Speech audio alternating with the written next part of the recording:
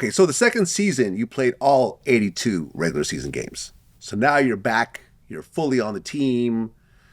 You and Magic developed the whole Coop-A-Loop thing. Was that pretty much in the beginning?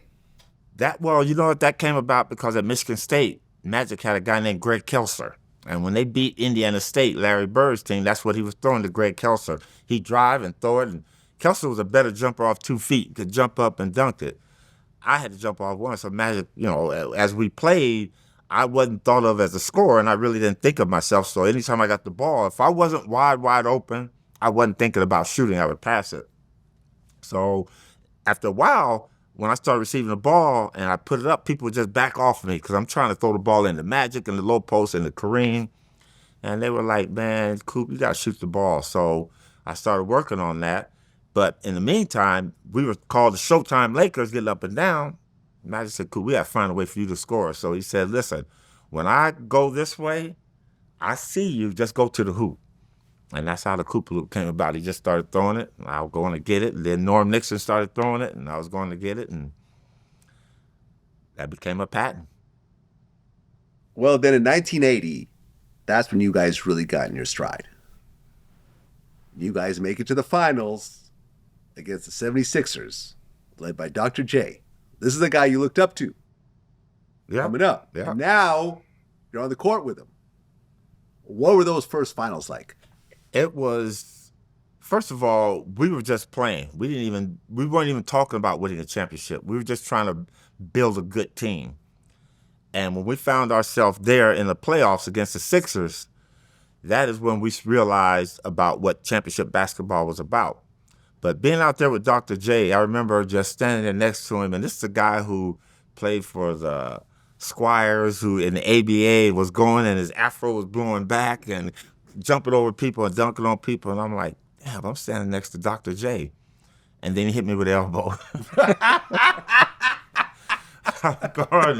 And I remember he hit me with a good one. I was like, oh, shit. And he goes, so I said, hey, you know what? Can't be out here bromancing with him. I got to play against him. And that's when I kind of shook up. But you know what? Played against so many great ones, but he was one of the best. Going into that series, Magic Johnson made a statement that just rings in my ears to this day. And it's something that we just kind of carry with us all through our whole career. Kareem had twisted his ankle the game before. Well, game 5, right? Yeah. So going into game 6, you had no Kareem. And we are like this is when we fly domestic. The NBA would buy up all the first class. If you one of the guys wouldn't get it, you had to fly and coach, but they reimbursed you. So we're all on the plane in first class. Everybody's quiet. Our captain's down, and all of a sudden we hear somebody coming down the thing, and it's with Frankie Beverly, the golden time of day. I'll never forget that. And Magic gets on the bus, and he has this big old boom box on him. Gets on the plane, and he's looking at all of us, and he goes, "What's wrong with y'all?" Everybody's kind of like that. And he goes, "Have no fear, Magic Johnson is here." And when he said that lightened the mood. Wow. We go to Philly. We just having a good time. We don't care. All we know is that if we lose this game, that the 7th game is going to be in L.A. So we get in the locker room. We go out to the game. Get ready to throw the ball up. Jim Jones is our center. Daryl Dawkins is standing there. And Magic steps in and goes, no, I got it. And you should have saw the look on their face. They started looking around each other, threw the ball up, and it was game on from there. And we won our championship. And from that game on, all we talked about was winning championships. Well, yeah, Magic scored 42 points in game 6, won the game, became the first and only rookie to win a finals MVP. Magic had 42 points, 15 rebounds, 15 assists. Damn. He set it up on a whole nother level. And that is when people recognized how great this young man was going to be. And from that point on, it was all about winning championships from day one. He did some things that nobody thought he could do. Yeah, he was a sensation in college, and he beat Larry Bird, and now he jumped into this arena, 19 years old, and people are like looking at him like he's just a young kid, but that was a man stepping into a man's game, and he took over it and ran with it. Like, how did it feel to win your first NBA championship? You know what? It's like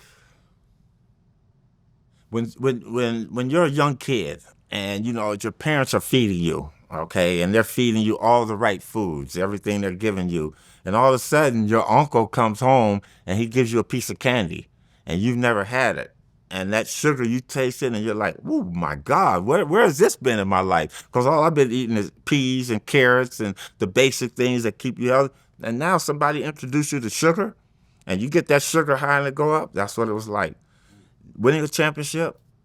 I had never won one up until that point, so I didn't know that Ah, right, feeling. because in college you weren't winning a Yeah, I wasn't a championship, or winner high in school college either. and Yeah, stuff. right. I was just playing. But Magic understood what it was like and winning it. He said, "Coop, I remember telling him after the game, this is what it feels like." He says, "Doesn't it feel good, man? This is great." And you get that taste in your mouth and you never want to lose that taste. If you got an opportunity to do that, that's what you do. You try to do everything you can to achieve that same high, that same taste, that same exhilaration of winning a championship. And you want to be called champions. Pat Riley made a great statement as we won in 1988. He was going, you know what, guys? You got to stop and smell the roses because this is going to go by so quick. And you know what, Vlad? It's been 40 years this day here. And if I had not adhered to his words, because I did, every day I loved practice. Every day I took advantage of the site that we were in. And when we won, I enjoyed them. So when you get that feeling, you don't ever want it to go. And Pat Riley said, understand this because this is going to be gone in a minute. But as we were going through it, the best feeling in the world. And the other thing he said is people don't forget champions. And I'm glad that I was able to be one of three people to win 5 championships with the Lakers, myself, Magic, and Kareem. And he was so right. It's been so long ago, but people still see us, Magic, Coop, Showtime Lakers, and they remember what it was like.